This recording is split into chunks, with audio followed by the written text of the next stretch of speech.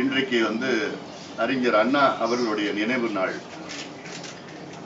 இன்றைக்காவது தமிழ்நாட்டிலே நாங்கள் படிப்படியாக மதுவிலக்கை கொண்டு வருவோம் என்ற அறிவிப்பு வருமா என்ற ஏக்கத்தில் நாங்கள் இருக்கின்றோம்.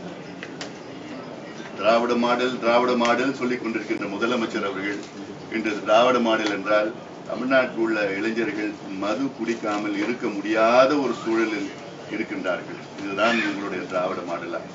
இதுதான் உங்களுடைய அண்ணா அவர்களுடைய கனவா? உங்கள் கட்சியினுடைய நிறுவனருடைய ஆசை, அவருடைய கொள்கை தமிழ்நாட்டிலே பூரண மதுவிலக்கு வேண்டும் என்று இன்றைக்காவது நீங்கள் அறிவியுங்கள். நாங்கள் படிப்படியா நாங்கள் கொண்டு வருவோம், முதல் கட்டத்தில் உள்ள கடைகளை நாங்கள் மூடுவோம் என்றெல்லாம் ஒரு அறிவிப்பு வெளிவர வேண்டும். அது எங்களுடைய கோரிக்கை.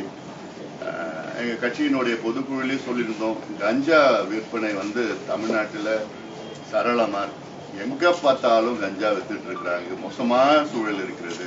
காவல்துறை முதலமைச்சரிடம் இருக்கிறது. காவல்துறை கடுமையான நடவடிக்கை எடுக்க வேண்டும். காவல்துறை தெரியாம யாரும் கஞ்சா வைக்க முடியாது.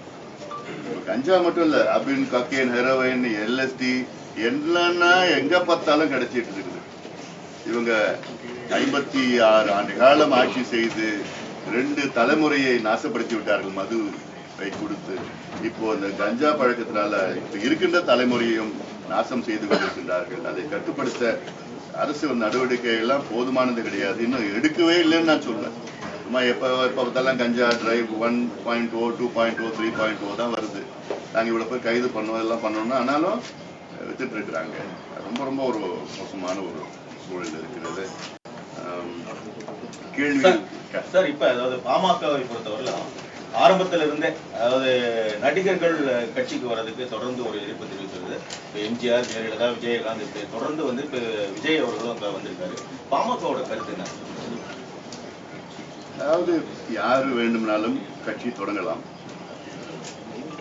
டாக்டரா இருந்தாலும் சரி, ஆக்டரா இருந்தாலும் சரி. அப்படி கட்சி தொடங்கி மக்களுக்கு நல்லது செய்ய வேண்டும்.